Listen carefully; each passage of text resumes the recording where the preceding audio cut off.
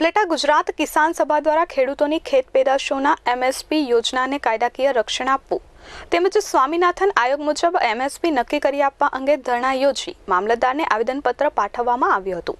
રાજકોટ જિલ્લાના ઉપલેટા શહેરમાં ખેડૂતોની ખેત પેદાશોના ભાવને લઈને એમએસપી યોજનાને કાયદાકીય રક્ષણ આપવા ઉપલેટા શહેરના બાવલા ચોક ખાતે જાહેરમાં ધરણા યોજી મામલતદારને આવેદનપત્ર પાઠવવામાં આવ્યું હતું।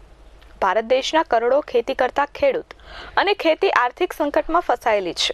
ખેતી આજના સમયમાં નુકસાનકારક બની ગઈ છે। તેના પરિણામે ખેતી કરતા ખેડૂતો દેવાદાર બની ગયા છે। દેવા અને કર્જોમાં ખેડૂતો આપઘાત કરી રહ્યા છે। ખેડૂતો ખેતી છોડી રહ્યા છે અને વેચી દીધી છે। આવા કપરા સમયમાં ભાજપ સરકારે ખેડૂતોના દેવા નાબૂદી કરવી જોઈએ અને તેને બદલે એસેન્શિયલ કોમોડિટી એમેન્ડેડ બિલ 2020 થી કાયદો બનાવી ખેત જણસીઓમાં 7, અનાજમાં 7, તેલીબિયામાં 6, કઠોળ અને ડુંગળી બટાકા આમ 22 જેટલી ખેત પેદાશોને આવશ્યક ચીજવસ્તુઓમાંથી હટાવવામાં આવી છે। આ આવશ્યક ચીજો દેશની જનતાની જરૂરિયાત માટે હોય। સરકારે રાસાયણિક ખાતર, બિયારણ અને અન્ય સહાયોની સબસિડી સરકારે ધીમે ધીમે બંધ કરી દેશે, જેનાથી ખેડૂતોની ખેતી વધુ સંકટગ્રસ્ત બનશે। દિનેશભાઈ કંટારિયા, ગુજરાત કિસાન સભા રાજકોટ જિલ્લા સમિતિના મંત્રી।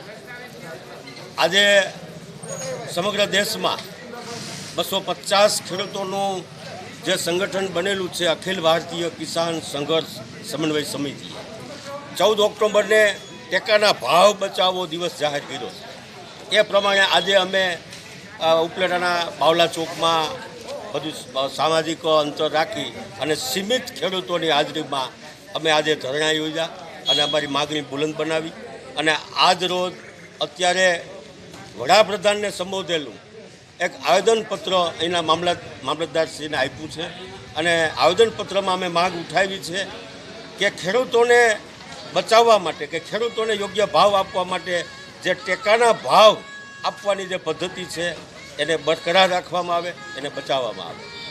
એમએસપી લઘુત્તમ ટેકાના ભાવ સ્વામીનાથન આયોગની ભલામણ મુજબ આપવાને બદલે સરકારે બનાવેલ કાયદાથી સરકાર લઘુત્તમ ટેકાના ઘઉંની ભાવની ખરીદી બંધ થશે તો ખેડૂતો કંપનીઓના સુરતમાંથી ભોગ બનશે। સ્વામીનાથન આયોગની ભલામણ મુજબ ખેડૂતોને કાયદાકીય રક્ષણ મળવું જ જોઈએ। એમએસપી અધિકાર દિવસની ખેડૂતો માંગ કરી રહ્યા છે અને કેન્દ્ર સરકાર ખેડૂત વિરોધી 3 દાયકાઓની અને કાયદાઓની અમલવારી અટકાવે તેવી પણ સૂત્રોચ્ચાર સાથે માંગ કરી રહ્યા છે। મારું નામ ખીમાભાઈ રબારી, ઓલ ઇન્ડિયા કિસાન સભા દ્વારા આજે જે બાપુના બાવલા ચોકમાં ધરણાનો કાર્યક્રમ રાખેલો હતો।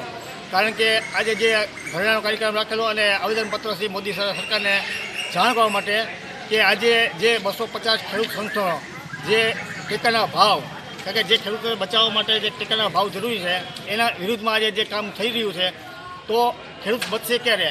જો ખેડૂતને બચાવવો હોય તો તાત્કાલિક ધોરણે ખેડૂત લક્ષી નિર્ણય લેવા જોઈએ અને તાત્કાલિક ધોરણે ટેકાના ભાવ જાહેર કરીને ખરીદી કરવી જોઈએ।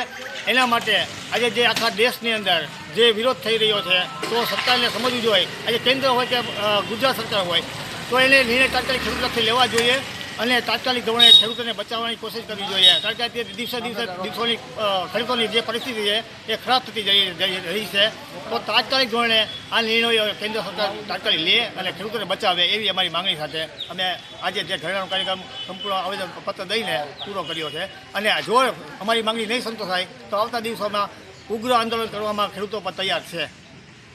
દિનેશ ચંદ્ર વાડિયા, એસ24 ન્યૂઝ, ઉપલેટા।